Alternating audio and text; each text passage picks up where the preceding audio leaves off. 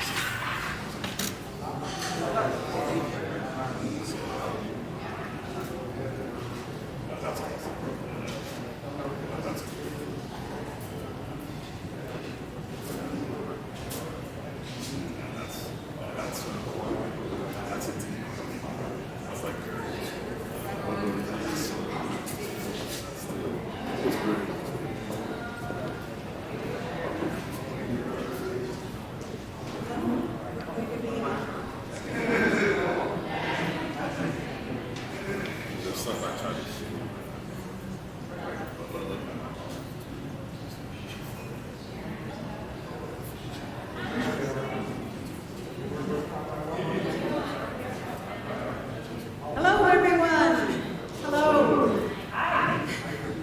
Would like to welcome you all here to the garden to join NavalX and industry in this networking event that we have titled Actionable Inclusion.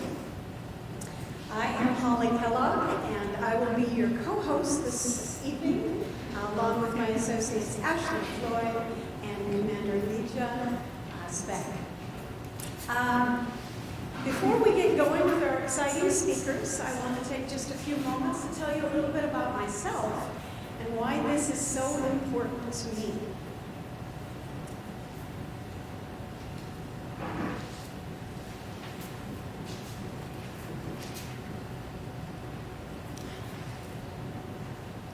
I am currently a management and program analyst for the Naval Air Warfare Center Aircraft Division down in Southern Maryland at the Patuxent River Naval Air Station. They hired me there almost 18 years ago now as an engineering psychologist, and I have had some incredible experiences as the Aircrew Systems Flight Test Engineer on the B-22 Osprey aircraft and as a quality and efficiency expert as a Lean Six Sigma Black Belt. I am also legally disabled. I realize that I may not look like it, but when I first applied to NOC-AD, I was hesitant to tell them about my disability for fear that they wouldn't hire me. Eventually, I needed some accommodations and was overwhelmed with how welcoming they were in wanting to accommodate me with the equipment needed so that I could maximize my ability to be able to contribute to the team and the workplace and the mission.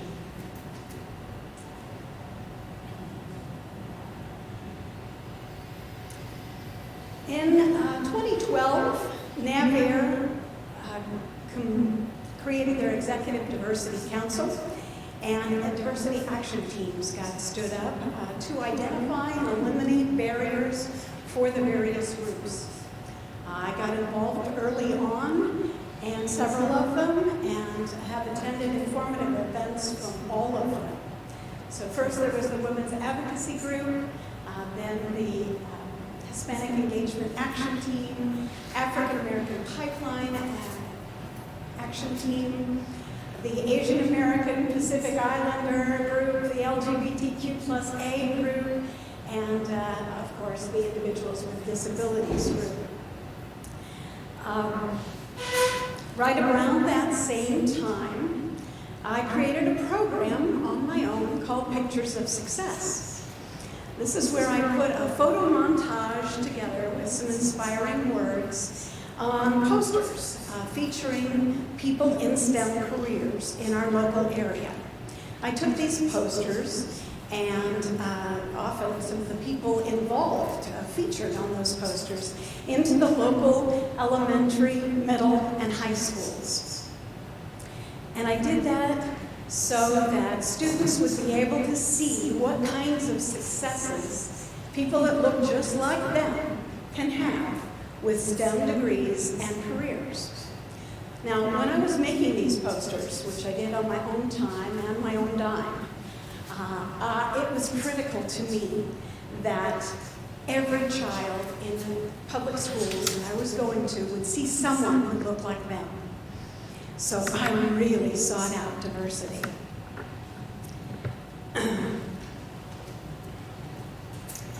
Ultimately, our executive director, Ms. Leslie Taylor, nominated me for one of the Women of Color Awards.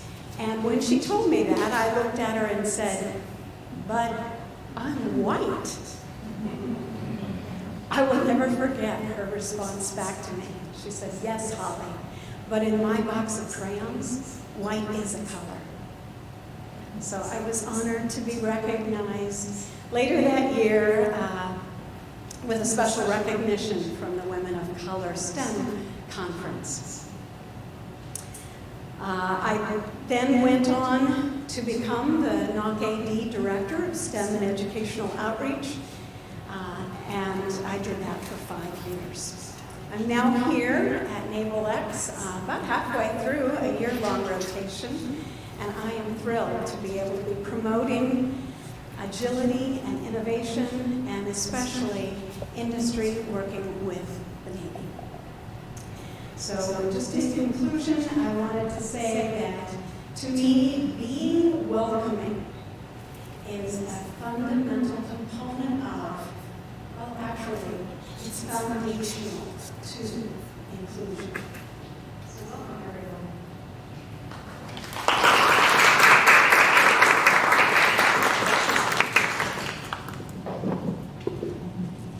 We're going to have 4 speakers with us here today, and I will be introducing each one of them. So let's start with Avon Forsyth.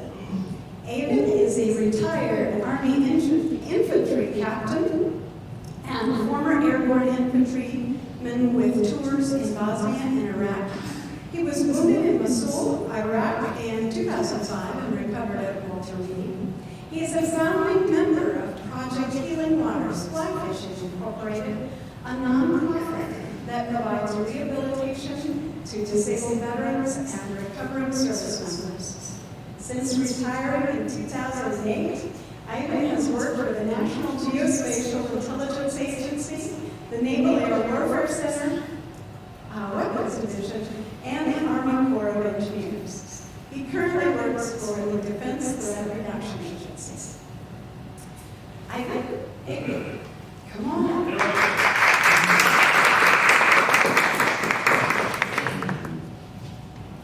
Avon, what has been your most inclusive moment?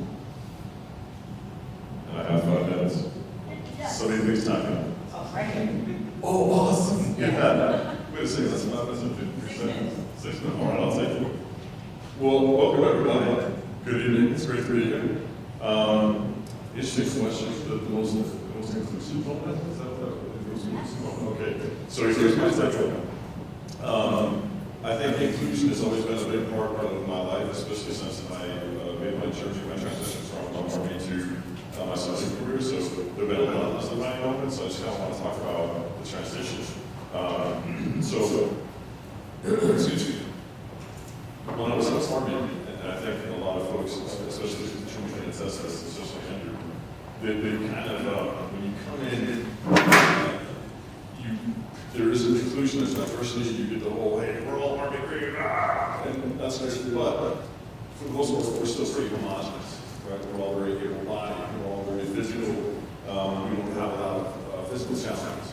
And the reason I mention that was because I was one of those guys that was smart charger, I could do all those things, athletic and good. When I got hammered in Iraq, I got shot. I mean, I would say that it's not very, but I got weak. Lost use of my right hand, knocked up my right elbow. Went through about 3 years of recovery, went through all the surgeries. I got about 23 surgeries, and went through all the recovery, all the OT and PT. And at some point, there's always that hope that you're going back to the fight. That's what I want to be. The fight, all of us was the fight. That's what I want to be. So there's always that thing in your back of your mind, like, hey, Doc, Get me right because I'm going back to fight. And then at some point, they come into your room and they say, all right, we have done everything we can do for you. You're not coming back. So figure out your career plan. You've got a chance now to figure it out. And so that was really kind of the first time I thought, it was like, I'm limited. I'm limited now. I mean, there's a certain degree differently able, but that's not going to be back to fight, right? So I kind of went into panic mode, and I thought, what now? What am I eligible for? What can I do? Who's going to want to hire me? Who's going to even look at me twice, right? And I just said I didn't know anything about it. And you know, I've been around the women population. I've seen guys and gals that have completely hammered, and they have real challenges. So my challenges that big compared to a lot of others. But you kind of get used to that community. But we were recovering. We weren't working. I mean, and not to take away from recovering, but as far as making that transition to a career, we weren't working yet. So you get that panic mode, like, how am I going to feed my family? Where do I go from here? It was all this training, it was all this experience for nothing. What next? So I think for what really turned me around, what saved my life, was when I did operational welfare internships with the National Housing Office. And I remember going to this career for them, who says, hey, check it out. I don't need you. I need your experiences. I need your ethos. I need your experiences. I don't need you to take an EFT. That's not my career. I need your brain. That mouse and that keyboard, they don't care whether you walk, run, do push-ups, pull-ups, whatever. I need your brain. I showed up at work, and immediately I was surrounded by folks that were doing fantastic things for national defense, and they were in the fight, and they were supporting warfighters, and they did a fantastic job, and they were brilliant people, but they had challenges. Some of them had wounds like I did, and others had challenges that had some simple work. And they were even, we talked about reasonable accommodations. And it was fantastic things that they had for folks. And even for me, they said, hey man, you see you're having a challenge, here's a compact keyboard. That's the first time I had done any type of things like I don't know. That's the first thing. And it was fantastic. And so that really, the transition for me gave me the confidence and really stayed, because now,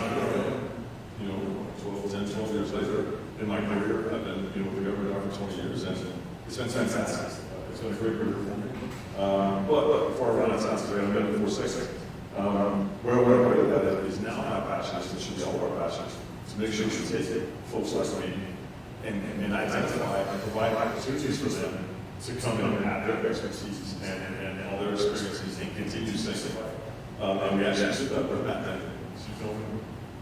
Okay, so I met Matt when he and I and some other folks started another resource group at UD in California, the Assisted Go Research Center.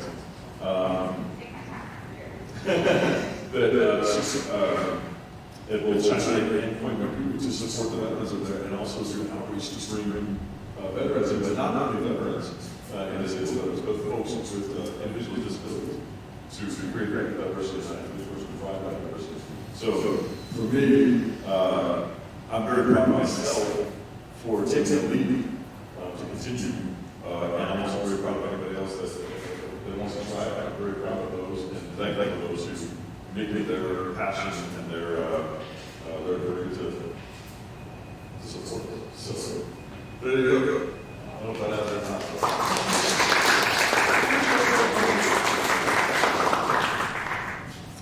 Our next speaker is Jacqueline Taney. Jacqueline is the Senior Advisor for Strategic Assessment and Integration for the Office of the Undersecretary of Defense for Intelligence, OU-SDI. In this capacity, Jacqueline is leading departmental efforts to assess the roles and missions of its intelligence components and designing a comprehensive approach to the conduct of strategic assessments within and across the defense intelligence enterprise. She joined OU-SDI following over a decade in the intelligence community and overseeing intelligence community programs on the Hill. Jacqueline has a Bachelor of Arts degree in French language and literature and a Master of Public Affairs degree from the University of Texas at Austin, as well as a Master's in National Security and Strategic Studies from the U.S. Naval War College. Jacqueline, come on up and tell us what has been your most inclusive moment.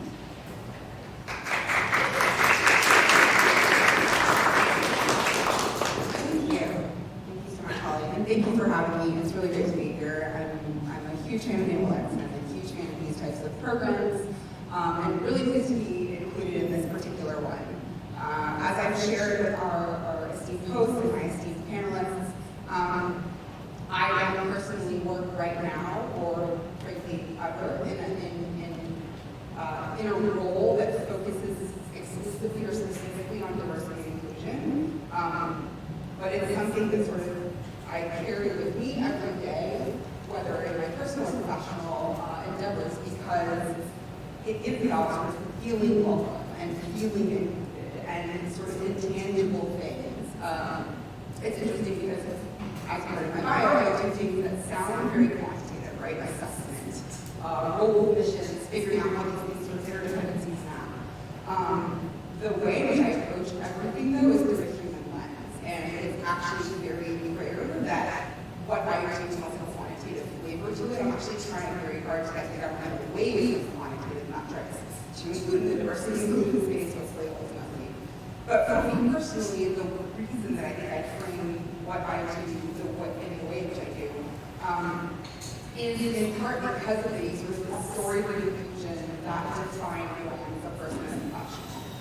My story actually is related to the Navy, just so happens. I went to the Naval War College as a Defense Intelligence Agency civilian. It was the proudest moment for me to get accepted to this senior service school. As a civilian, we had very few slots.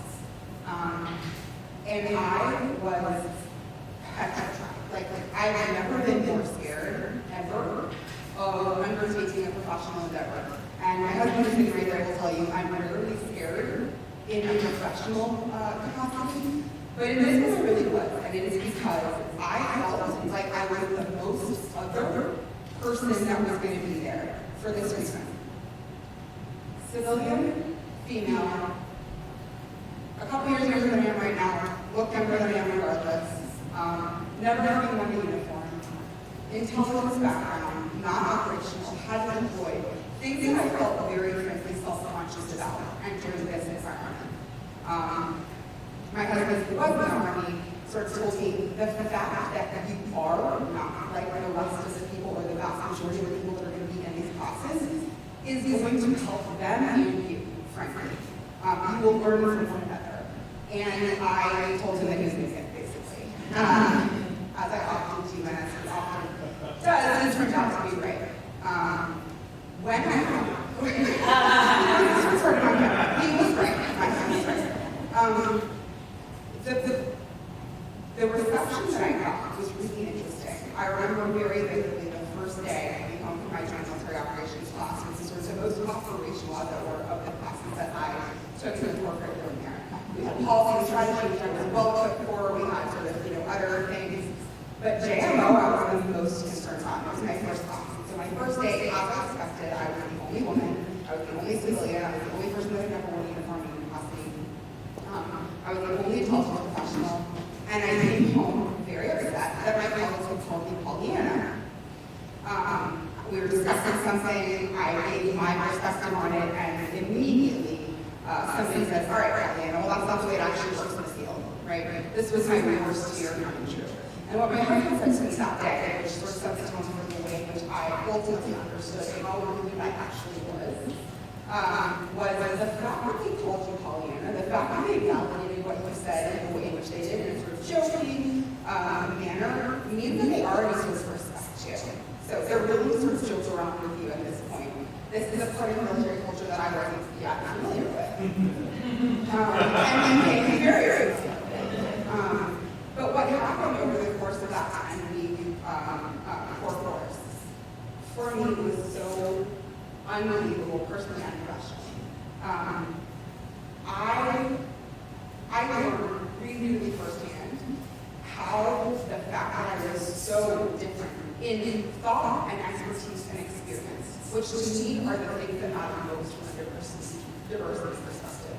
It's really not actually the sort of demographic proxies to me, gender, race, and ethnicity. Like, these things are the things that we sort of gravitate towards from a measuring and sort of characterization perspective. It's really more about the expertise and the experience and the way in which you think about things, the way in which you attack problems that make you diverse, and through which we should sort of measure the way in which we're making up teams and organizations. And what has happened in the time since my participation in that course is that every time I run into somebody in the Pentagon from the world, every time I post something on LinkedIn about sort of things that we're doing, my peers from those courses reiterate how good I actually ended up becoming, and how the fact that I thought about things so very differently than they did enhanced their experiences at the school and going on professional. And the fact that they still tell me, and I feel the exact same way about them, because I changed a lot of my positions on things that I felt very strongly at the time, and quite different, frankly, afterwards. The fact that they continue to tell me, I continue to be able to tell them how just impactful the fact that our differences, and that we listen to each other and share them and debated thoughtfully and professionally, I think really enhanced all of us, and I felt I'm at zero. I felt so included, and that is something that I, in turn, now in every experience, personal, professional, try to foster, in return, pay that forward, set that stage, and set those positions.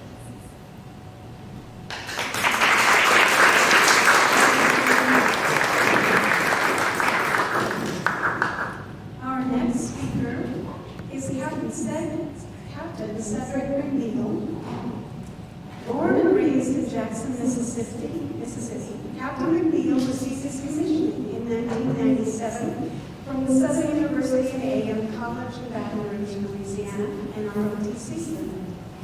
Captain McNeil decided to pursue his commissioning option for the Engineering Duty Officer, EDO community, and in 2001 reported to the Naval Postgraduate School in Monterey, California, where he earned a Master's of Science in Applied Physics with a concentration in weapons systems. From December 2005 to May 2009, he was assigned to Subship Gulf Coast as production officer, and as a vital member of the team, Captain McNeil's performance earned him a nomination as one of NAVSEA's Black Engineers of the Year. Since 2011, Captain McNeil has served in a number of DC-related tours to include multiple acquisition program offices and time at the Pentagon as Director for Surface Combatants, as a member of the ASSRDA staff. Captain McNeil currently serves as the commanding officer of Naval Surface Warfare Center Carter Rock Division. He is passionate about increasing diversity and bringing awareness to where the lack of diversity creates inclusion gaps in the workforce. Captain McNeil, what has been your most inclusive moment? So first off, good evening. It's just a pleasure and an honor to be here and be able to speak and be a part of such a panel, but also a team of folks that are looking at changing the game as the way we do business as a naval enterprise. So I'll talk a little bit about not necessarily my most inclusive moment, but how my most non-inclusive moment and experiences have validated me as an individual and as a professional in the Navy. So as was stated, I'm originally from Jackson, Mississippi, which growing up in Mississippi, growing up in Jackson, I was, for the most part, growing up in a predominantly black environment. 95% black, elementary school, junior high school, and then went to an HBCU. And so I didn't realize I was a minority until I got to the Navy. And, you know, when you get introduced into that sort of psychological mindset, when you start to face challenges, you start to question yourself. And so I got through my first couple of years in the Navy, and I got to my exit interview from my first tour. And I had a white female who was my commanding officer, Commander Grace Mel.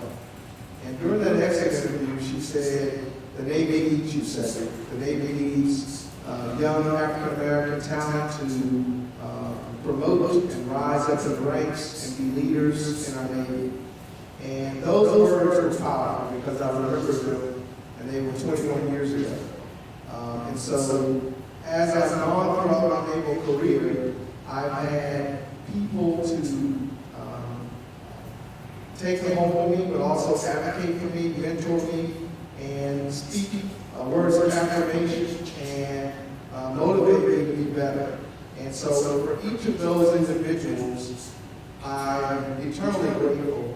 But what I realized in that first experience from Commander Grace Mel was, growing up in a predominantly black environment, that was the first time that a white person had validated me.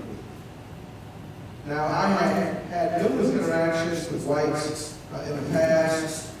Growing up in Mississippi, that was the most diverse you get, is just black and white at that particular point in time, in the 70s, 80s, and 90s. So different demographics were introduced, some to them, but for the most part, it was majority black and white. And I have worked with whites, and you may think that there were significant racial tensions, but for the most part, I didn't grow up in that sort of era or in that sort of environment. But those words from Commander Grace Mel were powerful to me. And I've had numerous instances like that throughout my career that have helped motivate me, but also build confidence that I can walk into an environment, and while I may be nervous at the onset, I will eventually find my footing and try to excel from there. So where I am today, the Naval Surface Warfare Center Colorado Division, as Ashley will attest to, and some of the others in the room will attest to, pretty intimidating environment. Number one, we have about 170 PhDs on staff. The reputation for technical excellence at Colorado is enormous. And who am I to come in and be a commanding officer and take away from that reputation that's been established over 80 years? And so coming into that environment was hugely intimidating. Being the first African-American commanding officer there, there's expectation that, number one, I'm doing a good job. Number two, expectation that I want to make everyone who believed in me over the years, make them proud of me serving in that capacity. To sit amongst some of the brainiacs that parade the halls of Colorado was also intimidating. But what I go back to is some of the words that were imparted to me, or at least instilled in me from my upbringing, but also from Commander Grace Mel, is they need me. And what I was able to do over the first 3 months of my time in Colorado was find my niche, find who I was, be confident in who I was, and stick to that script. And that's what I bring to the table, is coming up in a predominantly black environment, being introduced into a majority environment, and still have to figure out how to navigate and excel. And so when I come to the table and we talk about difficult topics, I come from the perspective of a minority that's operating in a majority environment. I think of those who may not feel as if they're included. And that's what I bring to the discussion, that's what I bring to the table. I think that is of value, just as much as value as anyone else at the table. And I think it just allows for a different thought process and a different mindset. I was actually sitting in a meeting today, and everyone was on the same page. And I don't think they reached breakthrough until a different question was asked, a different question was posed. And by the end of the meeting, it was like this enormous breakthrough. And that was only because someone had a different thought process from a different perspective, from a different background, that was wondering, we're talking about an individual, that individual feel included. And so when we look at some of the incidents, some of the scenarios that have played out in the workplace, we look at the responses that have been negative or not necessarily positive. What was that person thinking? And if they would have been in an environment or been in a predicament where they felt included, would their response have been different? And I think we as leaders, we as members of the workforce, we have to start looking at those individuals that don't feel included and how they potentially respond to certain situations, certain predicaments. When we get a negative response from someone, oftentimes there's something beneath that that's prompting that response. And so I think it's incumbent upon us to look beyond just the response and think about why. And sometimes that takes a little time, but I think it's worthwhile energy for us to look at the aspects of why so we can better address the issue of inclusion.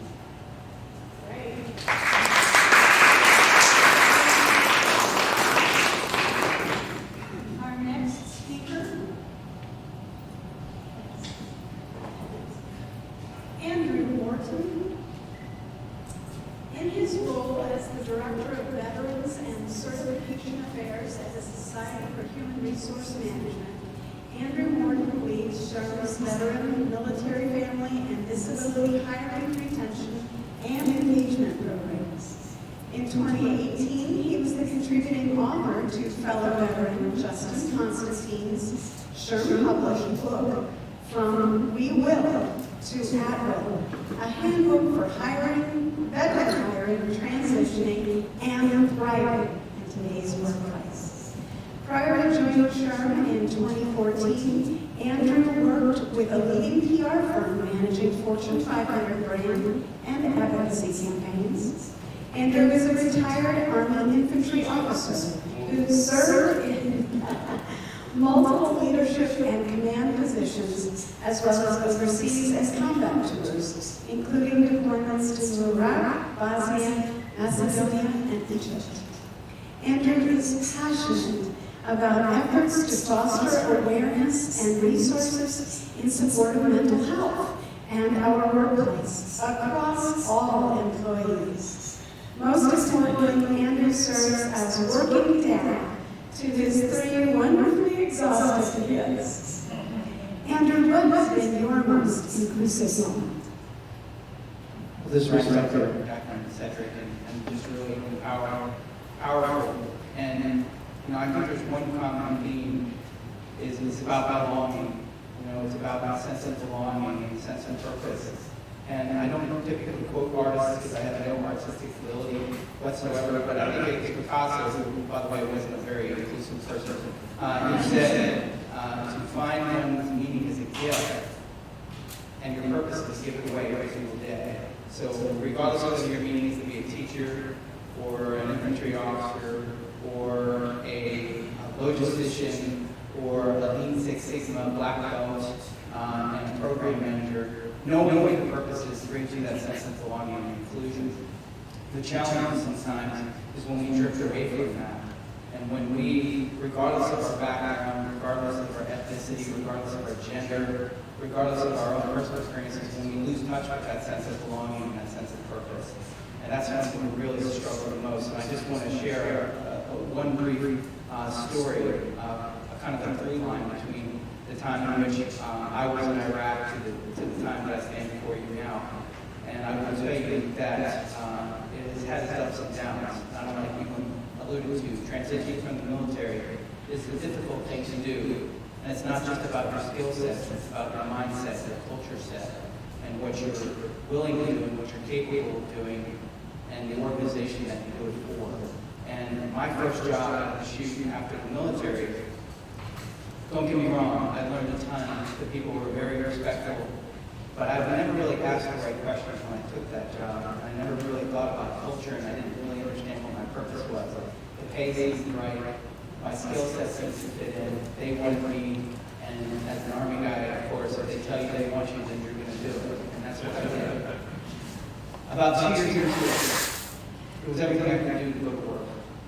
It was everything I could do to just get myself up and go to work. And these are first world problems, in my view, that people in Syria, would probably shrug their shoulders at. But the reality is I didn't have a sense of purpose at work.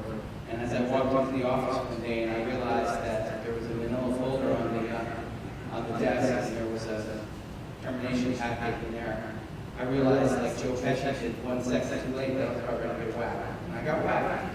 And for the first time, I didn't show up for a shift at McDonald's when I was 16. I got fired. And having been through 21 years in the military, it was a very difficult proposition for me to accept. So I struggled with it for a little bit, but again, I can tell you that they were gracious, that they were supportive, and they did me the best favor they could ever done. Because as I got into my car and drove back home, I felt this overwhelming sense of relief. Because I knew that that wasn't my mission, that wasn't my purpose, that wasn't my sense of belonging. And the next day, as a part of my outplacement, an HR manager met me for coffee. And I had, not unlike the guy that I was, I put all these resumes together, and I put all these job opportunities together that I had sourced through my friends. And I pushed across the table and I said, "Can you help me?" And she says, "Yes." But first, we're involved with this. And she pushed a piece of paper across the desk towards me. And she said, "I don't want to know what you're capable of. I don't want to know what your skill set is. I don't want to know what job you want. I want to know what you're willing to do, what culture you want to live in, and what you want to affect as your purpose." And then I finally started to work on it 2 years after I transitioned from the military.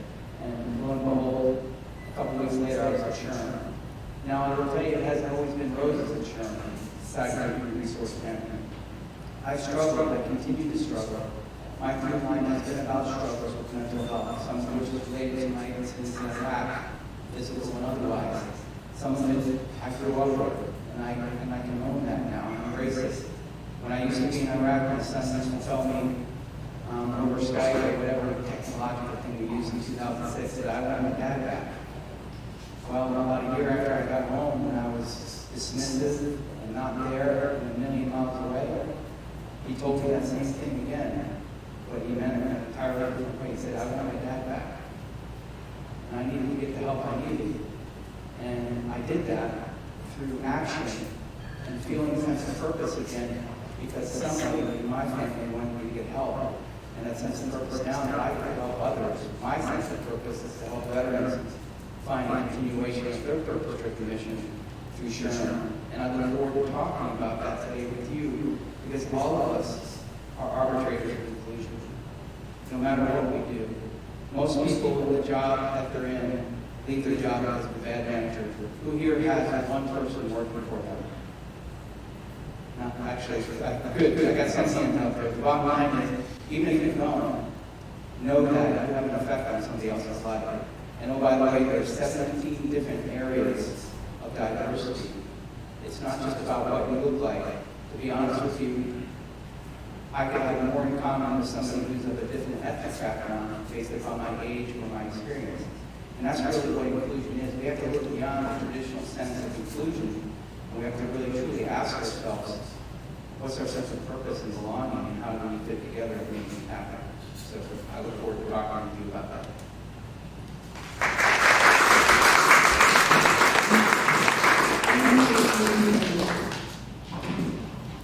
All right, we're going to enter into our panel Q&A, and my associate, Commander Deja Speck, will be the moderator for that question and answer session. Commander Speck is a Naval officer in the Medical Service Corps. She is an avid STEM and diversity advocate. She has worked as a scientist, engineer, professor, liaison, innovator, and mentor for organizations such as NASA, Lockheed Martin, Tech Women, and more. She currently works on policy research and social change through the application of data science. Her undergraduate education is in psychology and engineering technology. She holds a master's and PhD in vision science, a master's with distinction in international relations, and a certificate in human systems integration.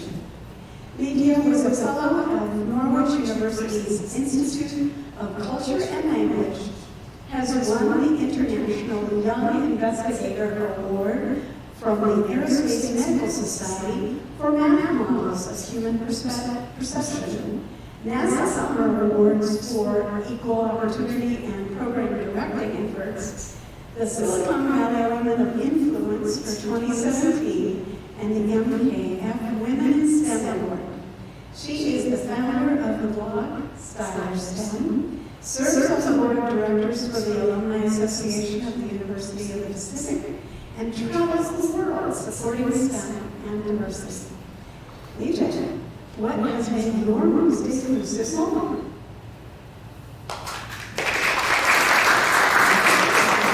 I'm excited to be moderator for this session and also to share some stories of my own. I'm literally standing here today because of inclusion. When I was an intern a long time ago, I literally came to a table, rectangular, was on tax server, and there were other folks, no degrees, tons of degrees, in the middle like me, getting one. Different ages, ethnicities, you name it, everyone. And we literally were all incorporated into the problem we were there to solve. Our perspectives, our answers, our thoughts, even being an intern. It was the best feeling in the world. It was so amazing, and just so wonderful to be a part of something that isn't modeled yet, gives so much opportunity and to do something. So that was a huge contributor to why I commissioned, and it's why I'm standing here today. There have been many moments of inclusiveness and exclusiveness as well, but it's those moments of inclusion that matter. All these stories though aren't the one I actually came up here to share. Many years later after that, I was in charge of some interns myself. And I had this one particular intern, very great, but not quite working out. And I had a challenge. I had a decision to make. Do I let this intern go? Or do I want to believe I strive for all these things, the benefit of inclusion, diversity, and am diverse myself, that's important. What do I do? So I had the choice, and I thought, I'm not anything that I say I am, but if I just let go. So I sat down and looked at, all right, what's your passion, what's your talents, where's your skills? Not working out over there.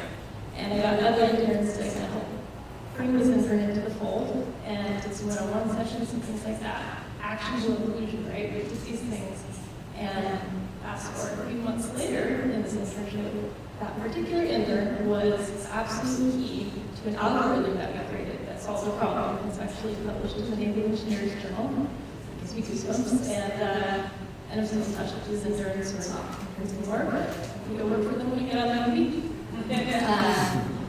But it was just amazing. It was key. I can't imagine how poorly we would have done as a group and in this particular problem if we didn't have that person.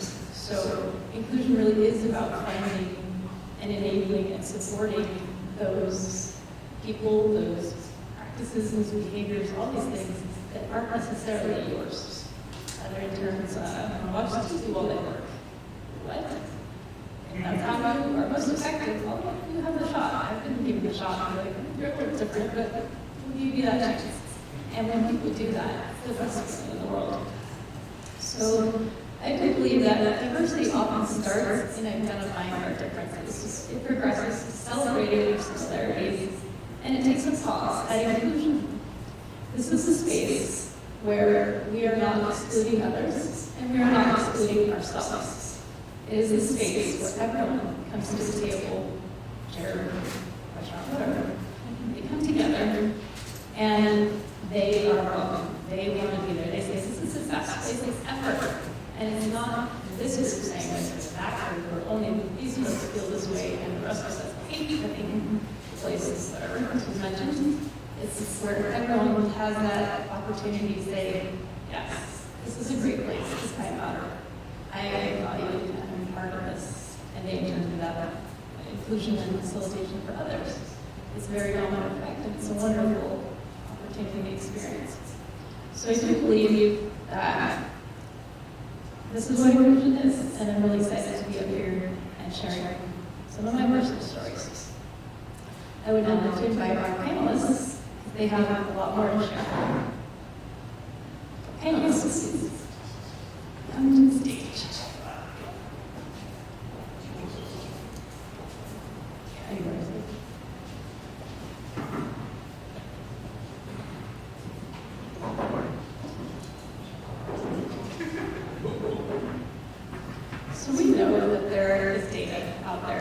show the effectiveness of inclusion and diversity, how it improves the bottom line, how it increases submission. I mean, there's so many stories we also could be here for hours sharing the importance of this topic in very specific examples.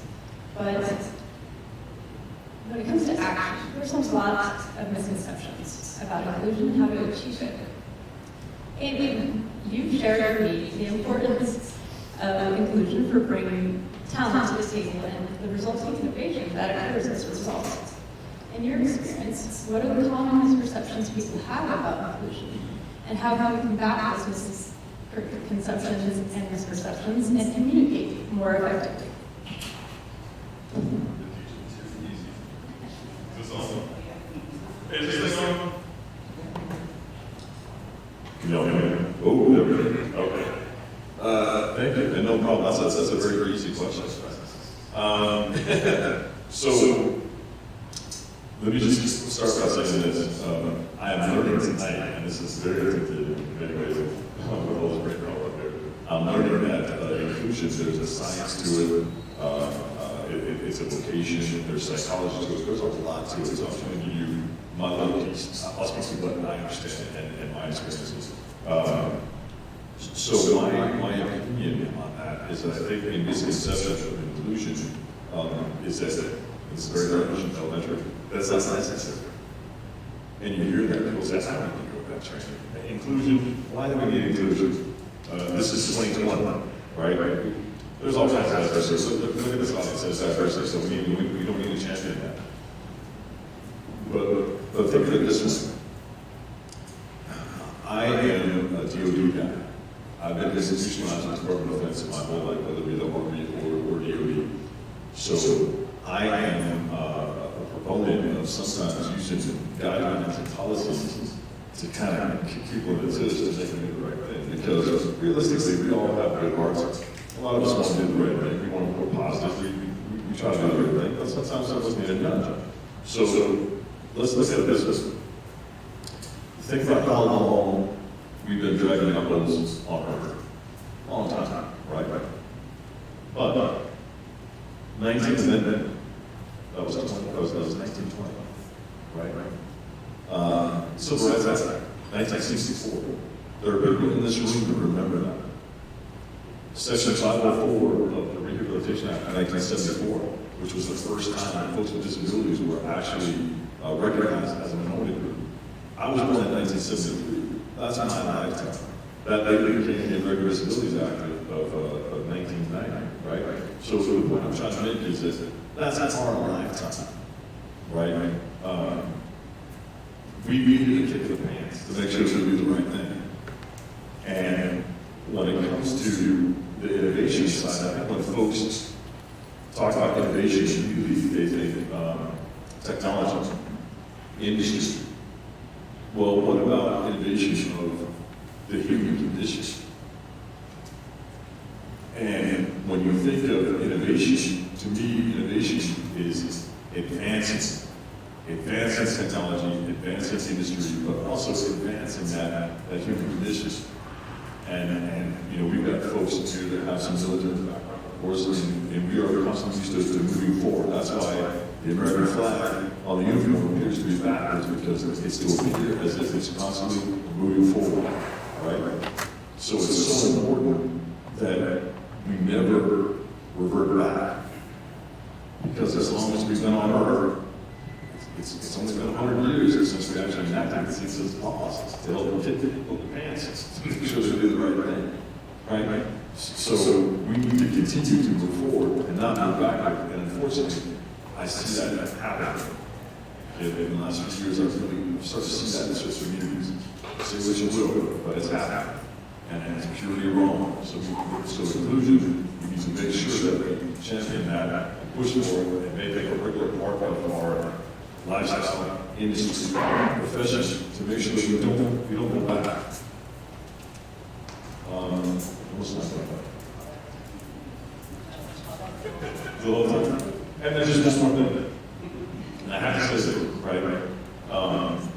The other misconception is that when we do inclusion events or diversity events, or we have events like these that somehow force, and I've heard it's a social experiment.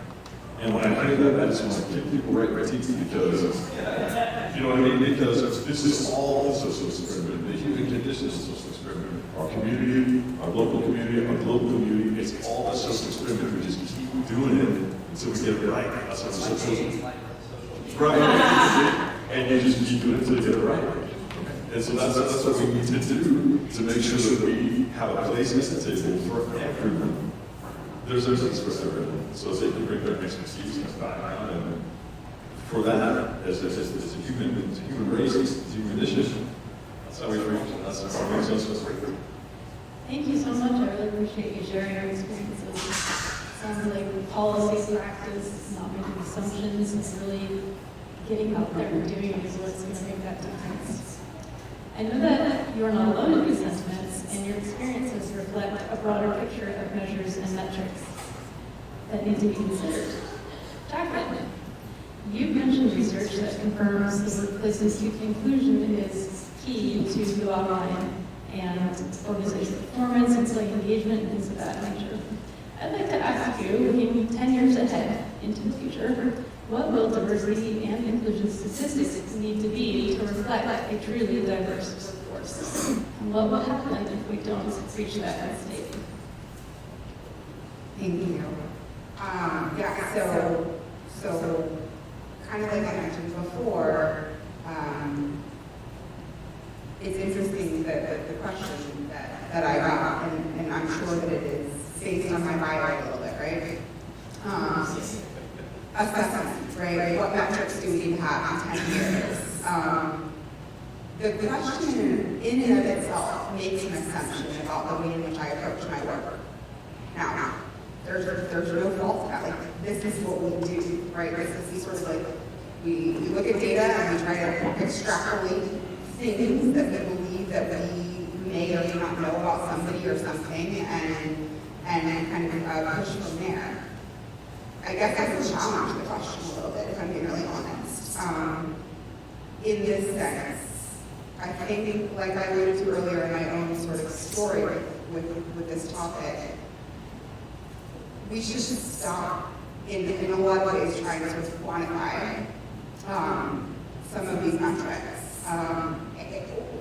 Or at a minimum, really think through how we are going to figure out how to measure in a qualitative way the intangibles.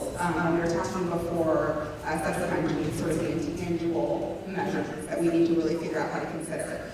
I don't know what that looks like, but here's what I do know. If in 10 years we're doing this right, there won't need to be indices. There won't need to be measurements. There won't need to be, it's funny, I didn't realize the fact that you were working on policy and sort of data analytics, essentially, is what I'm extrapolating from the file that I just heard, right? But we have an initiative in the department right now called Game Changer. That's something that I've been championing effectively my entire career, which is about mapping the policy and legal landscape for the department and ultimately the USG to figure out what we've told ourselves to do, map those things, et cetera. The reason I bring this up is because I think right now I'll use the Game Changer prototype and ask it how many different policies and pieces of US code mention the word diversity, mention the word inclusion, and I can get a number. Who would care? Like, what does that tell me? You know? And I think that one of the things that we do is we say, we need more policies that say the word diversity, that say the word inclusion. That's sort of our default answer, or at least that's what I've personally experienced. And my question back is, how are we measuring the impact of those policies, or of those laws, or what we're trying to do with them? What are we trying to actually gain by including those words? Please do not misunderstand me. I believe that diversity and inclusion are incredibly important to our profession, to the country, to the world. But I'm challenging the way that we've traditionally thought about and tried to sort of measure our progress in this space.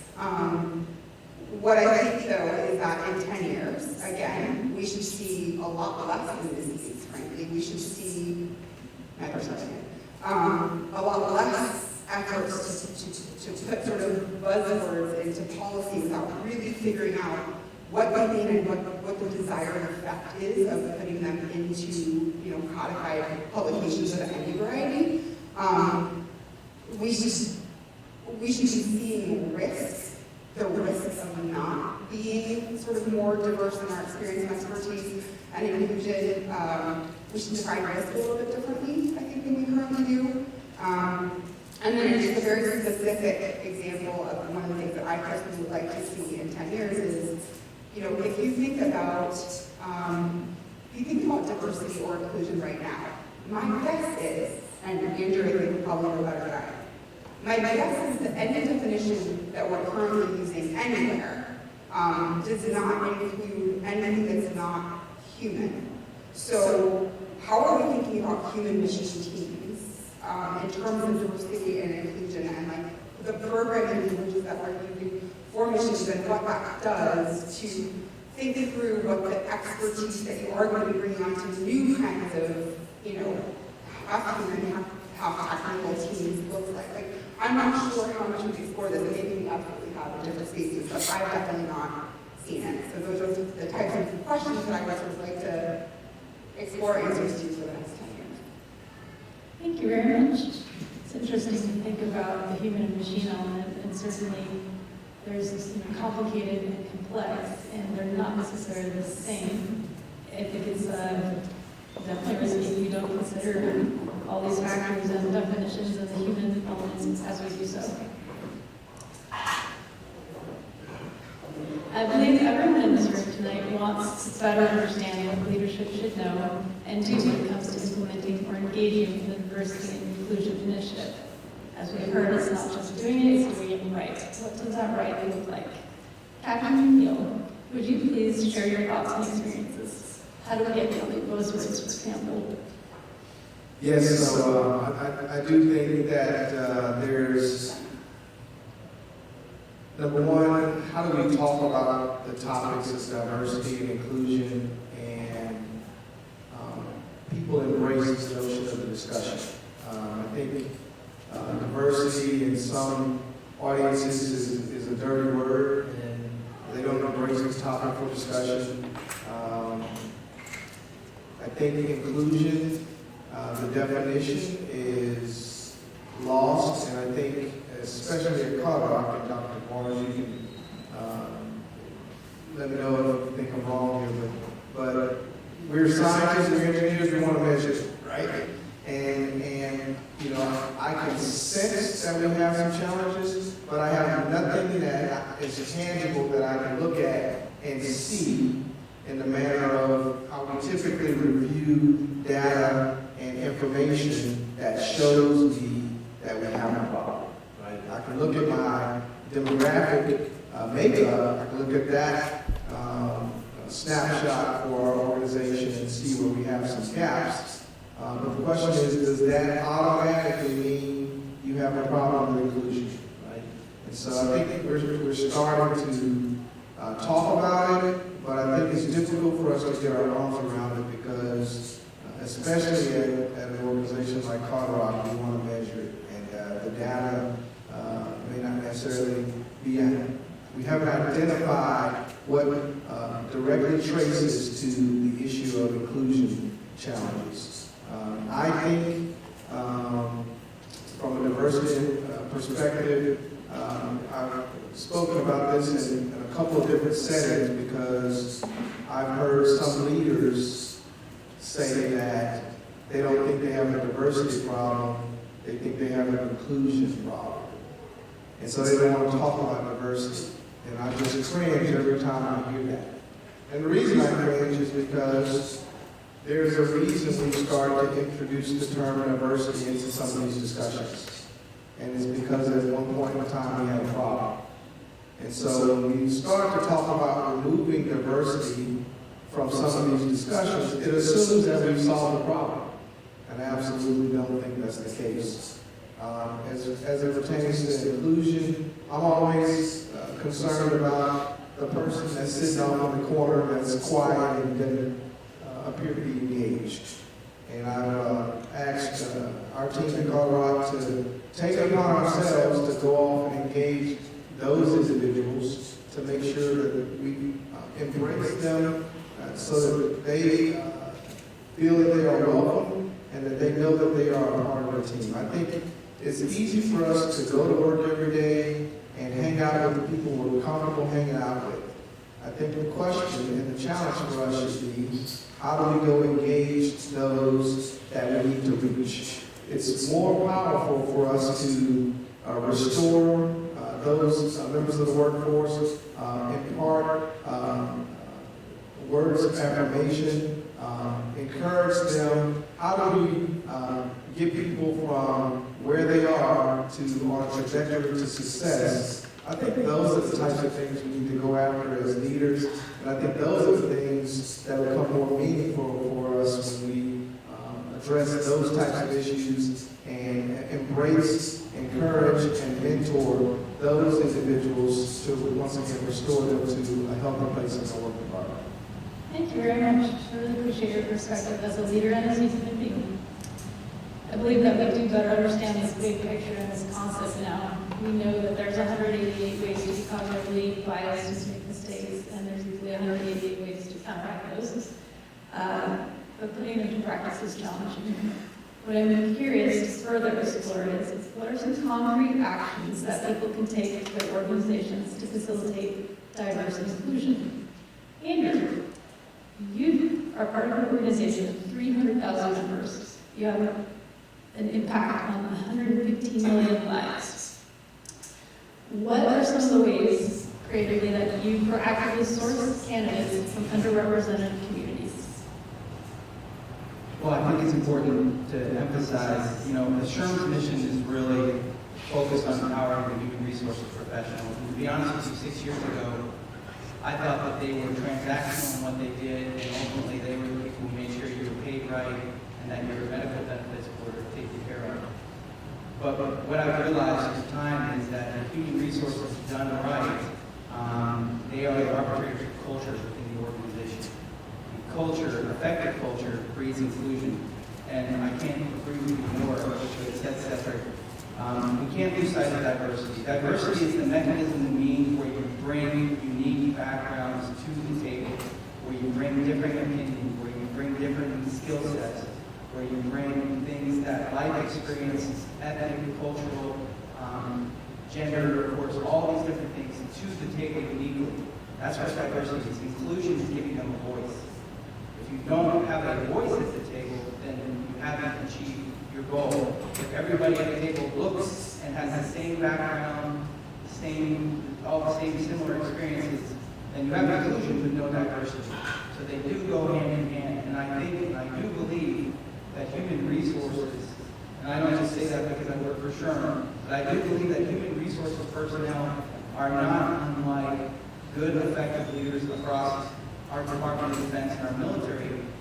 They do these things every single day, whether it's training management, empowering managers. Because I will tell you right now, and I alluded to this at the beginning, people leave jobs because of ill-effective managers, poor managers, people who don't allow them to be the best possible employee that they can be. We give them the resources, tools, and ability to do that, regardless of what particular background that they have. So I think the first and most important thing is there has to be empowerment of good managers through HR, through business leadership, to breed inclusion within organizations. And it starts with conversations. It starts with dealing with unconscious biases. It starts with managing, ultimately, an understanding, a greater appreciation of what a diverse group can accomplish, regardless of what sector you're in. The number one sector that the military veterans are going to be challenged getting into is the tech sector. And most of that is because of the perceived understanding of the hierarchical, monolithic nature of who they think veterans are, and that they won't be successful in a flat organization that gives a lot of autonomy. Those of us who know military veterans who are serving in today's asymmetric environment are more autonomous, more free thinking, more culturally astute than ever before. As a matter of fact, I know sergeants who have served on the battlefield in Afghanistan that know more about Muslim culture than somebody with a PhD at Cal Berkeley. So the bottom line is we have to break down these barriers of understanding, these unconscious biases, and it starts through human resources. It starts through organizations making a true commitment. And you know what? You know how you get them to make the commitment? You tell them that $78 billion in GDP is lost each year because we don't tap into second chance employment for those with criminal backgrounds, that we don't tap into and give the most effective resources to those with disabilities, seen or unseen, that we don't support veterans and their transition into the workforce regardless of what their skill sets are, and that we don't truly promote diversity by making people have a voice through inclusion. And that's where it starts. But you tell them about the bottom line. And organizations that have diverse and inclusive cultures have better engagement, they have more effective productivity regardless of what widget they're making, and ultimately you tell them it's about the business case. Thank you very much, Andrew. Very insightful. I'd like to offer each panelist a chance in about a minute and a half to end with their statement of what they would want you to take away from this experience. Then we'll go into the question and answer period where you get to ask our wonderful panelists any question you may want to ask them, and we just are so grateful for your participation. And concluding thoughts for this topic. I think for me, I would want the audience to know that there is science and it's not impossible to be inclusive. That it's such an important and crucial key. It's like baking a cake. If you just do the same thing with the same ingredients, you'll get the same product. You need to literally stir it up, mix it up, and don't make assumptions and be that person to say, I don't necessarily understand, but I'm going to support and enable and facilitate. And then you get this amazing melody. I was literally at West Point and for a diversity inclusion conference, and the West Point band was there. And the West Point band, that's big. And they were all up there and they said, now play. And they sounded awful, like really awful. And it's like, it's a little weird. I thought they were good. And then the conductor said, we bring people together. It may sound, you may get a bit of a noise, but when you include them, that's diversity. And then he conducted and he facilitated the not musician, but the guitars, the flutes, all that stuff, and they sounded beautiful as you would expect.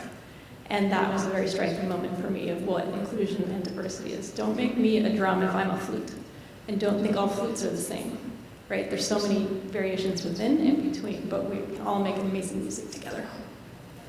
Your thoughts? All of you. This is our 1 minute wrap up. All right, we'll mix it up. All right. I think the most important thing that I would personally love you guys to take away is about creating environments and space for authenticity and for people to be who they actually are. And I'll give you in 30 seconds a key example that happened right before this panel. I freaked out about having to talk about metrics. I was like, I don't do this for a living. I'm gonna sound like an idiot. I don't wanna do it. But Legia and Holly had created a space, and my co-panelists had created a space for me to be honest about that and say, please don't make me talk so much about metrics and more about what I actually know and feel and can sort of talk to authoritatively or at least a little bit helpfully. And the fact that I felt comfortable enough to say that made me not have to be inauthentic with you guys and made me be able to just sort of be comfortable up here and share what I do know, which I hope is invaluable. So thank you for that. Thanks. So what I would like to leave with everyone is a term that I keep hearing through blogs and social media is influencer. I'm an influencer, right? And I say that because if you have some influence, really the only way that I think you're going to foster a strong diversity and inclusion environment is to be at the forefront as an influencer, as a boss, or as a manager. It has to be a strong command climate or a strong, what's the word I'm looking for? Like a CEO climate or a management climate. And it's so important because there's nothing worse than when you got a boss that sets up an event like this, and they say, oh man, y'all are, it's mandatory. You all need it for your points for this and that, you need to get your certificate for this and that. and then they don't show up, right? Like they were so busy somehow that they couldn't come, right? And it's like, no, it's not important to them. Why am I sitting here? Right, so it's so important to be on the forefront of that. And I think that what happens is, and we're all guilty of it, we just get so bent on the mission when we're just knuckle down and we're focused on the mission, we forget about all that. And I think that the only way that works is to actually take the time to make that happen. So if you have that influence, please make sure that you foster some type of environment for this subject. Okay, I think it's important for us to understand who are we going to advocate for, who are we going to influence, who are we going to encourage, who are we going to restore. It's easy for us to pair up with a superstar, but who are we going to go out on a limb for and try to encourage and build up? And I think those are the folks within our workforce, within our environment, that need the attention. And I just would encourage us as a whole to look for those opportunities where we can bring someone alongside of us and take them with us as we climb up the ladder. I would say, personally, the thing that I think I've learned the most from being a part of diverse areas, whether it was through my military deployments in various parts of the world where I was the only white or Caucasian male American in the room, is empathy. Empathy is a powerfully important tool. This morning as I was driving my daughter to school, she's 14, and she's like, "Dad, you don't know what combat is. Go to 8th grade." And she's so right. I would not want to be in 8th grade right now.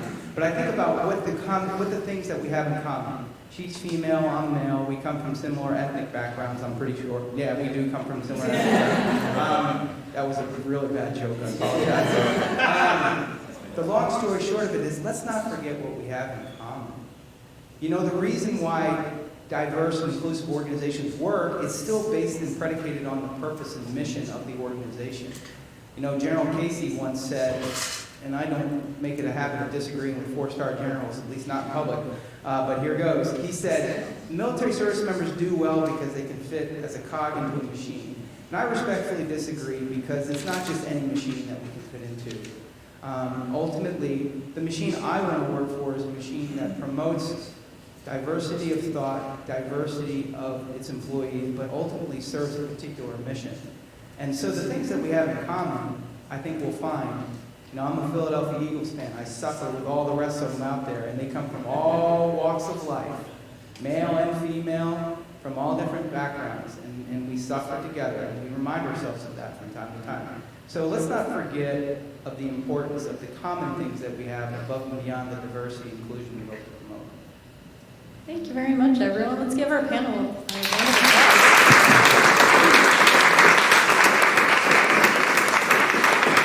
All right, questions. This is your opportunity to engage, to be inclusive and diverse and ask questions. We're putting our inside thoughts out, and that doesn't always happen. So, any questions? Yes. Thank you all for sharing your stories. How would you suggest, or any advice for mid-level career people who don't have any say in the hiring process, to include people within our workforce to make it more diverse for people that are not there yet that we would like to bring in? How do we make that change from a mid-level?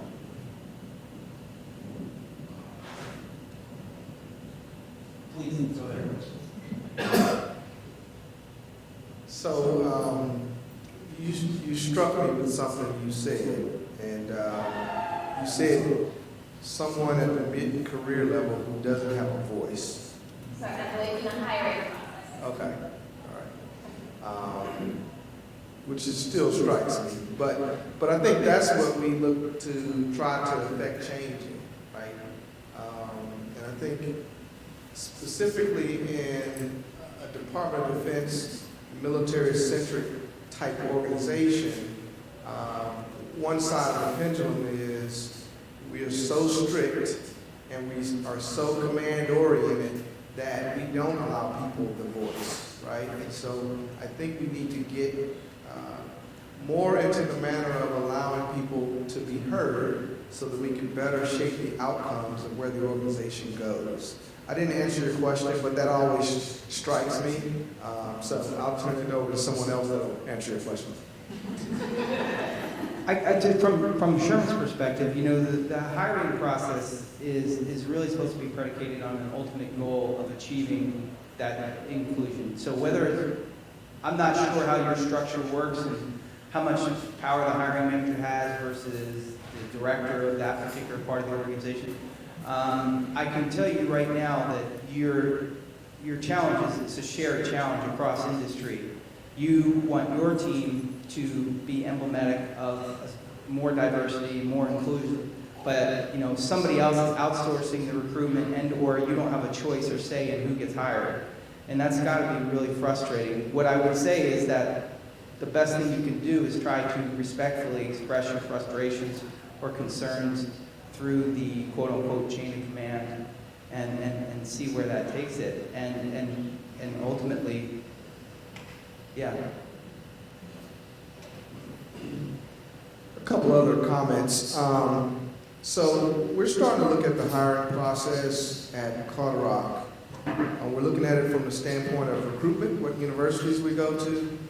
We're also starting to look at it from the perspective of when an offer is made, do they accept the offer?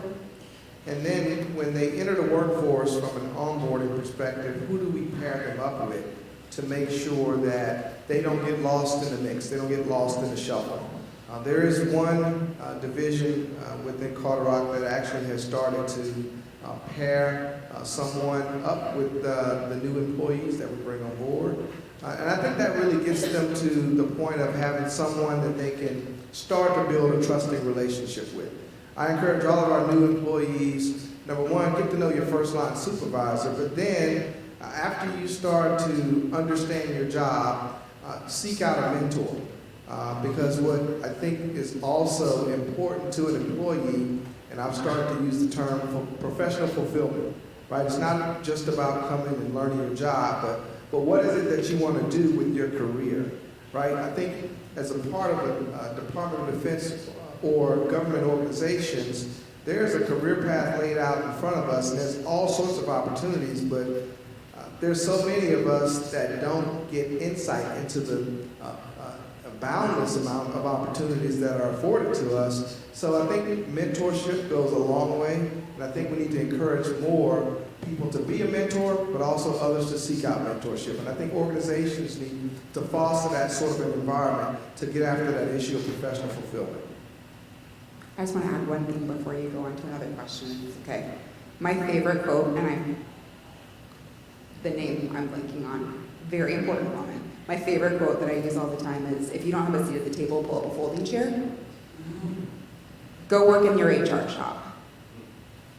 What I have encouraged my people who work in the policy space, in the analytics space, in the whatever space, that constantly have the same, frustration that you do, that we're not seeing the type of people, that diversity of expertise and thought, et cetera, that they want to see in this space is great. Take a tour in the HR shop. Take a tour in a shop that actually gives you a seat, no matter where you are in your career, at that table to see how the process works, to see why these things are or are not happening, and then educate them on what the actual user needs are in your community, because that's another sort of challenge sometimes. Phenomenal HR professionals may or may not have that user community experience and may or may not have that perspective, right? And if somebody tells you, because I have been at agencies like this, well, you can't do that because you work in this career field and you can't go to HR. Tell them to show you the policy, where it says that, and show them the 16 other policies, and I'm happy to help you, call me anytime, that tell a different story. Thank you. I'd like to weigh in too to that question. It made me think of when I was at NASA, and it was a very impactful moment where we were in a women's group and we talked about we need breastfeeding stations. And I'm not a mom, I'm a dog mom. Love my dog, best ever, but not a human mom. And she was not a mother yet. And but she thought, we don't have these here. We need to have these here so that people who are thinking of coming here can feel, welcomed. And I thought that was so impactful. And so we did some more research and studies, and there's a lot of things we can do to increase inclusion and welcoming, from our pamphlets to your company. What's the website look like? Are there diverse folks on it of all sorts, and not just the ethnic, but a lot of different things. There's research to show the words we use, the images we use, all these things have tangible impact on who we attract as a company.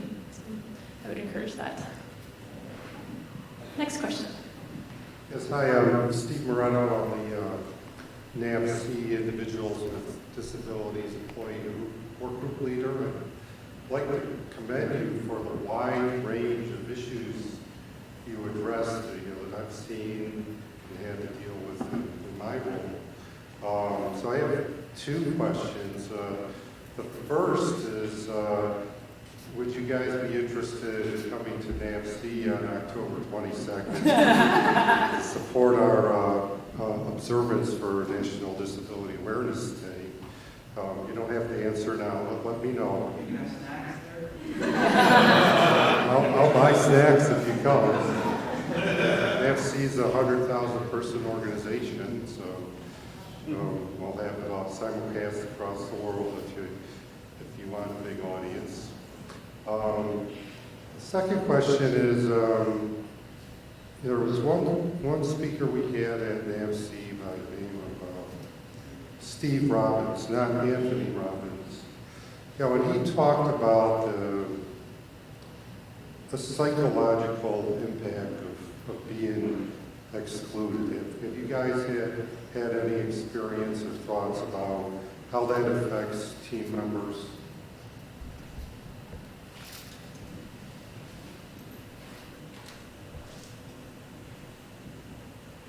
I think that, I'm not hopefully this is going to answer your question, but I think what happens sometimes is folks think they're doing the right thing by bringing someone in, like myself, being wounded, but then after that they think that they've completed their mission. They're like, well, I got your job, you're here, so go find something to do. Or they'll say, I'm really glad that you're here, but please don't touch that. I don't want him to touch that, or whatever. And that happened to me. I got hired for a job. Man, I don't want to put it in the box, but not WD, brought me out to California. They moved me from here to California, and I was supposed to be their stylist at Point Mugu. So I was their main intel guy. They put me in the skiff by myself, and I became a skiff babysitter. My whole job was to come and open the skiff and close the skiff and answer the phone. And I've got a fairly extensive background with my military background and some special operations stuff, and just a lot of experience. And they basically put me in there by myself. The rest of the team was up to China Lake. And at some point, I went to my boss and I said, hey, what's the deal? He says, hey, I got you here, didn't I? You want to get here to California, you want a job, and here you are. What else do you want me to do? And I was crushed. And I was ready to pop smoke. And in fact, I did. I had never another job, but I was like, man, get bent. I mean, this, you know what I mean? Like, you said that you put me out to pasture. It's not enough just to bring me here. Like, I need a mission. And all my colleagues, all my fellow wounded warriors and individuals with disabilities, we need a mission. We're just like you. We just have challenges. I know that's what's right to say, but yeah. So that's what happens when you exclude folks. And it's like this thing that I got. This may be a little off topic, but I remember one of the most important things I learned was with different folks, extroverts and introverts. With an introvert, if an introvert gives you an idea and you crush it, you will never get anything from them ever again, right? And you just lost a very important part. You've lost a crucial part of your team, crucial part of your organization. So yeah, it's does that answer the question? It's not enough. It's not enough to bring people with various backgrounds and ultimately different things that they could bring to the table. You have to enable them. So you have to be willing. We're trying to teach our HR managers and trying to teach leadership to have difficult conversations with people. And when I say difficult, I don't mean like you're not performing well. I mean with somebody who has a physical and or behavioral health disability, let's talk about what you feel comfortable doing. Let's talk about how you can stretch yourself. Let's talk about, I used to run with cadets at Virginia Tech. It seems eons ago now, and I just can't fathom doing it right now, but I used to do it. And I used to run up to one of them and I'd say, how do you feel? And he said, feel comfortable. And I said, well, then run harder, because you're not supposed to feel comfortable. And really, whether it's somebody with a disability or somebody who comes in with a varying backgrounds, it's okay to make people feel uncomfortable, because it's better than feeling excluded. Some people may feel like when they walk by that meeting, like, I'm glad I'm not in that meeting. Most people don't. If it's your product, if you own it, and there's a meeting happening about it, you're like, what's going on here? This, I feel excluded. And I will tell you, bullying, which happens in the workplace as much as it happens in middle school, other conversations I have with my daughter, bullying by omission is 10 times more painful than bullying directly, where you're not in that chat group anymore, where you're not part of the equation. So I came back to work from Sherman after 3 months of leave to manage some specific things that I was going through, behavioral health-wise. I didn't come back with my, welcome back signs or anything else like that. But my manager came right up to me the very first day and said, what are we doing? What are we going to do? I understand what your reasonable accommodations are. Let's get to work. Let's roll up our sleeves and get to work. And that was the best thing that could ever happen. Thank you so much. I too will weigh in if no one minds. 2 name drops that come to mind. Gary Namey, he has the Workplace Bullying Institute. When you mentioned bullying, made me think of that. And then Dr. Kip Williams from Purdue. He's actually working with my office. I'm here on detail, and he's coming here next week, I believe, with some of the folks to look at taking his work on ostracism and converting it to be a military speak and product. It's really powerful what he's done. It's the cyberball. In 2 minutes, you can experience extreme rejection from this video game, essentially, and you can get other folks to have that experience, and then you can see, wow, how powerful is this? We don't want to do this to ourselves or each other and things like that. And he has other tools and resources and talks about the impacts from the very, okay, I'm just going to exclude myself, to very extreme violence. So there's 2 resources that might be useful. Next question. Good evening. Marcus Ellis, I'm a director at Naval Sea Systems Command. So the question I have, DOD, and most of you are DOD related. The emphasis on a lot of training is, in terms of diversity and inclusion, is IQ related. Where is the EQ portion of how do we develop that within our workforces? It's not an attribute that's valued highly within DOD or military. So how do we go about changing that culture and developing that emotional quotient within our workforce to be able to engage, those introverts or, people that have been set aside? I'm happy to start if no one minds, and then I'll turn it over. The EQ part, so back to NASA, when I was working there, they had a lot of classes we could take, and they were free for us and encouraged. It was really, really great, from the technical to the soft skills.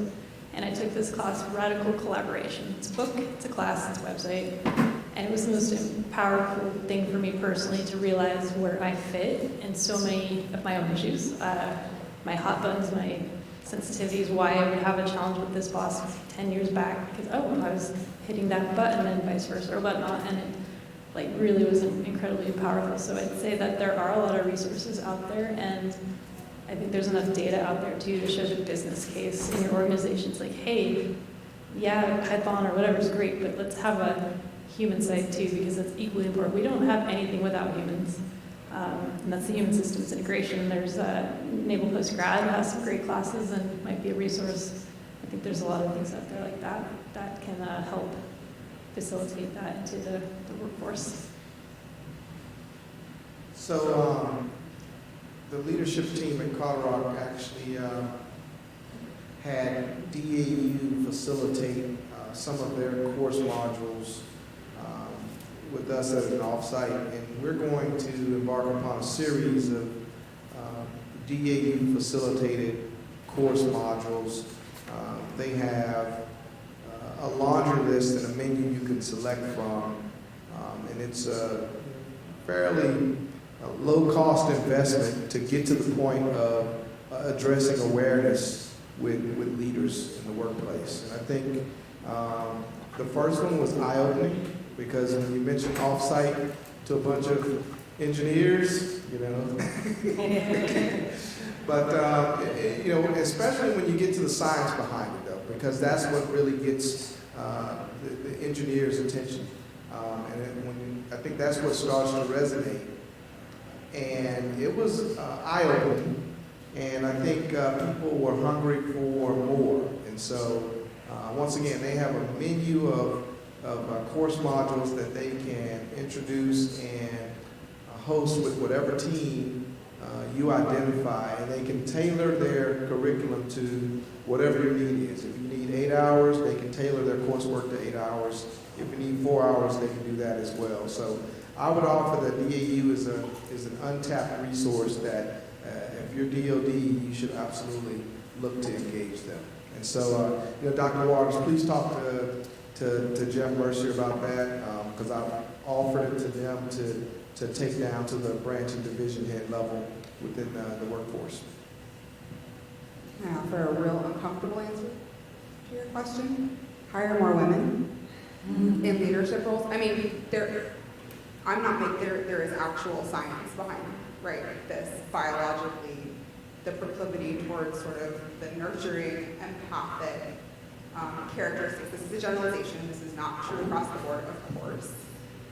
But at the end of the day, the statistics about the number of women in leadership roles, particularly in the department right now, is still pretty abysmal, frankly. Civilian, military, contract, it doesn't matter. So an easy way to sort of inject, I think, please, Andrew, correct me if I'm wrong from the SHRM perspective, but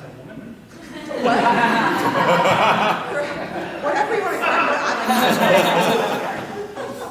correct me, I'm agreeing with everything you're saying. Okay.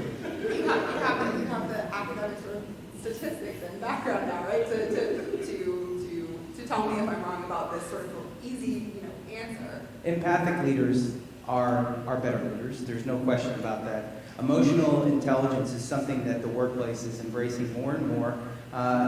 There's this thing in the infantry called the EIB, the Expert Infantry Badge. It's a multiplicity of skills that you have to do within a 3-day period.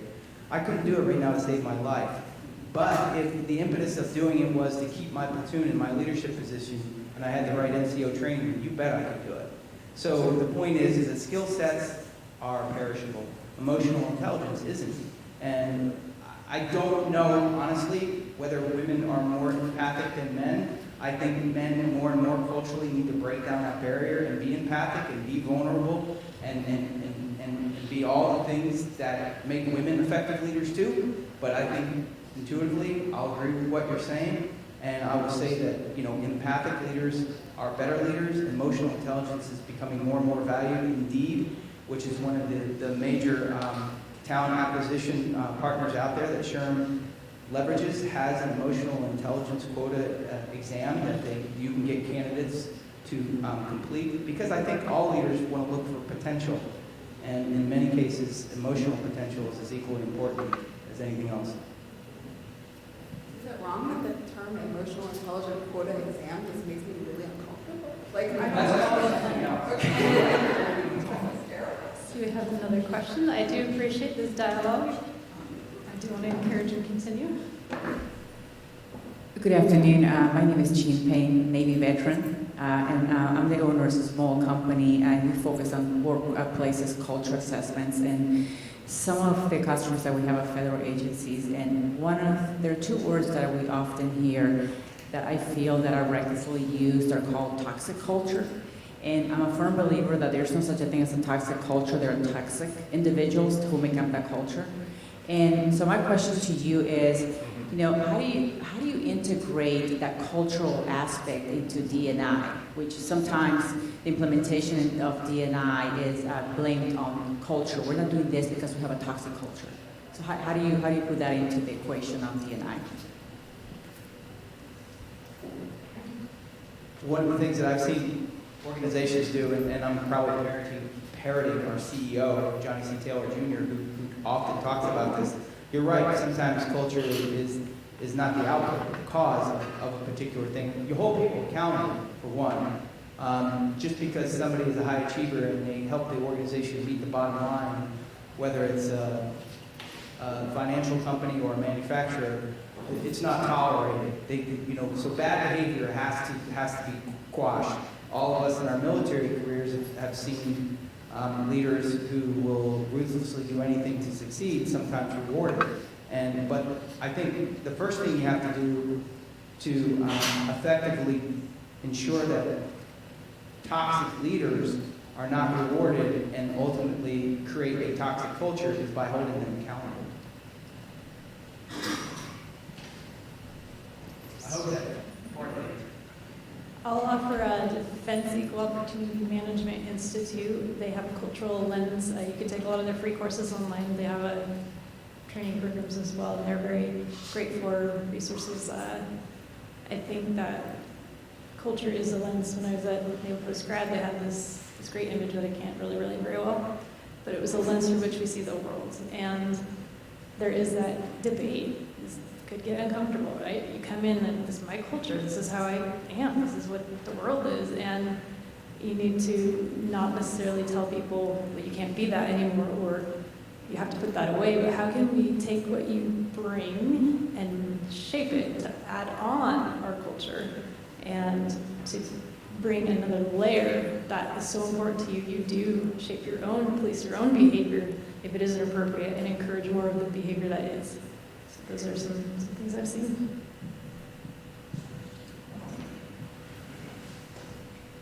I love the questions. Thank you. I love this panel. This is fantastic.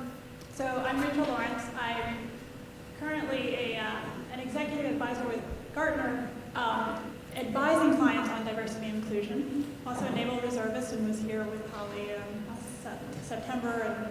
And we'll put a plug out that anyone who's got a Navy.mil email account has access to our work. But I talk to clients all the time about D&I, and it often feels like we're talking to the converted. And I'm actually a bit disappointed tonight because this is the smallest crowd I've ever seen at the NavalX event of the ones I've been to. So we talk about what can we do and how can we take action on this. This is more of a comment than a question, but I'll get there. Be a conversation starter. Have those uncomfortable conversations and normalize the idea of diversity, the idea of inclusion, take it back and make people think about it and make people start talking about it and be an advocate for the intern that's just not getting it because that's the person that needs to be included as opposed to being shunned even more. And the crossover I see in terms of NavalX and innovation is psychological safety. We've got an index, we don't like indices, but index for inclusion where we can measure it now, and psychological safety is one of those key parts of it, and it is key to innovation and getting new ideas and new inventions out there. And that can be your gateway drug into how to talk about inclusion. So I'll make it a question into any thoughts as far as making psychological safety, speak up culture, getting those uncomfortable conversations going. I do think, as we chatted earlier, I do think there's an art to having crucial conversations, and I think there are some conversations about work that people struggle to have. And so when you introduce topics like diversity and inclusion, it just increases the risk of potentially separate relationships if it's not done in an informed, educated manner. So I think we do need to put some emphasis in place on informing the workforce on how to have those crucial conversations. The leadership team in Colorado, we're going to embark upon that with DAU because they offer a course module in crucial conversations. So once again, I think, you know, I try to be tactful in my position because I don't think every conversation people are always ready to have, right? And so sometimes you have to have it within the trusted audience before you broach it with the larger audience. But I think we do have to be tactful. I think that requires some mental energy.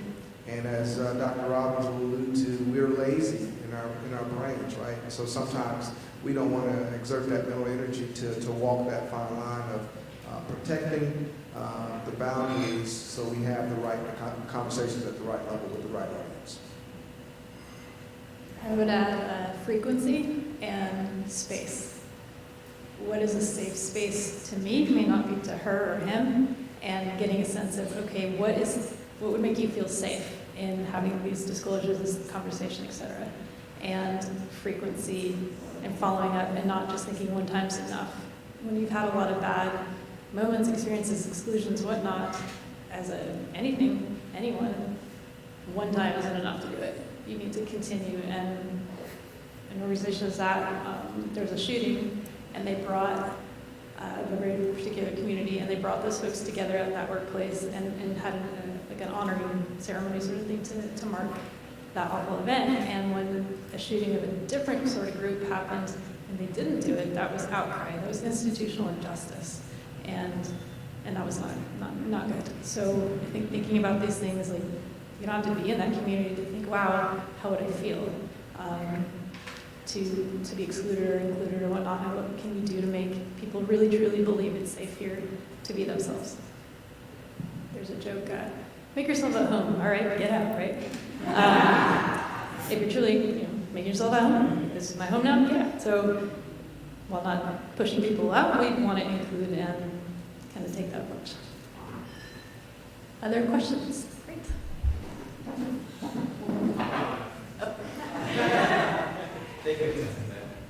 Hi, my name's Luke. I was 21 years active duty retired, and I'm now blessed to work with an amazing team on an amazing project. But I would say the most emotionally exhausting job I had when I was active duty was when I was a workforce manager for about 500 officers.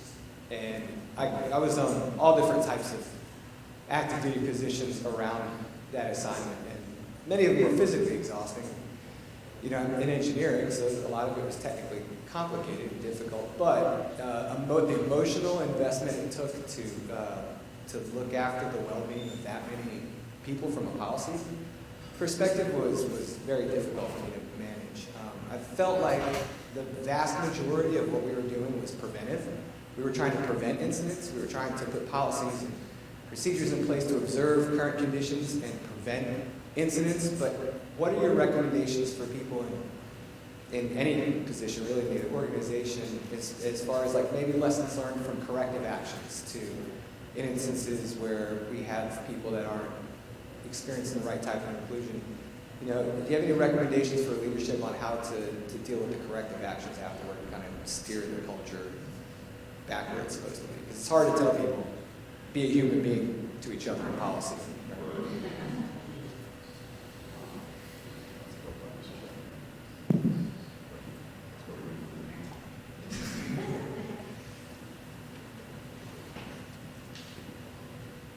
I think the first thing that organizations need to try to figure out the best way to do is talk about it. We've talked about the manner in which we look at the archive of some of the incidents that have occurred. How do you genericize them, and how do you facilitate forums where you have open discussions about those types of incidents?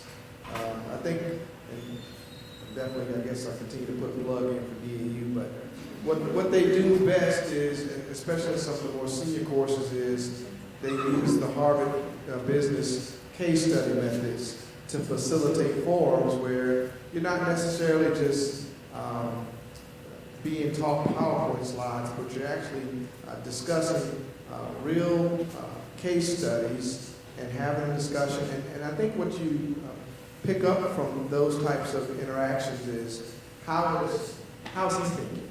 or how is she thinking, right? Because my thinking may be totally flawed, right? And I think what we don't do often enough is invest time in the workplace, knock down the barriers so that Johnny can have the hours allotted so that they can sit and engage in these types of discussions so that they can learn. I think the most we can do for our workforce is inform them, broaden their horizons, and just create different perspectives so that we have those types of discussions so that we can learn more from each other. We're so busy, and for those who are in the workforce from Colorado, we're so busy, putting in our 10 hours, 12 hours a day, that we don't allow time for people to engage in these sorts of interactions that will really broaden their horizons and make this a better work environment for people to perform to. After 28 months of company command, most of which I probably made a million mistakes, I knew two things inherently. The first one that I knew, it was the most rewarding experience in my life to that point, most rewarding, physically and emotionally exhausted. And the second thing I knew was that anybody who was taking that guide on for me was inherently more qualified to do the job at that point, because I was spent. And that's ultimately, that's basically what we call a non-sustainable leadership environment. We have to be careful about establishing a zero defects mentality in the workplace. I understand that, listen, we can't have accidents, we can't lose lives, we can't do all these things, but we have to be able to, people need to know that they can fail forward and they can ultimately make mistakes, albeit not ethical or moral mistakes that are tantamount to a violation of the organization's values. So first of all, you have to lay out what are the values of the organization. Second thing, you have to basically make sure that people are well-trained and resourced. And then the third thing is you remind them, so long as you epitomize these values and you do the best that you can, you're not going to fail, even if you fail. And that's a really hard thing to convince people, because if people feel like they're going to get in trouble for failing, they're not going to tell you when they've halfway failed or 3/4 of the way failed or 5/6 of the way failed. They're not going to tell you, and eventually they're going to fail for real. They're not going to come and say, the machinist almost cut his hand off today, and we need to talk about what I need to do better as a foreman to make sure that that doesn't happen. They're not going to tell you that if they feel they're going to lose their job by telling you that. So it's about communication. Thank you so much. I will now hand the mic over to our wonderful facilitators, and then we'll begin our networking. Over to you, Holly. Yes. We do have snacks and drinks, and we want to invite networking here. But before we do, we have a little gift for our speakers, panel members. And this is a makerspace here at the Garden. And so we have created a gift box made here with laser etching on wood. I'm not going to. I'll be back. They are engraved with each individual's name and the Navy logos. So thank you all for participating with us, and we hope you enjoy these in good health. And thank you to Scott Hargate for his efforts in making these today. There are no nails or glue used in this, and it's a little example of some of the innovation that we can do here to advance our efforts. Thank you all for participating with us. Help yourself to some snacks and drinks, and if you need them, restrooms are in the center area there. Thank you.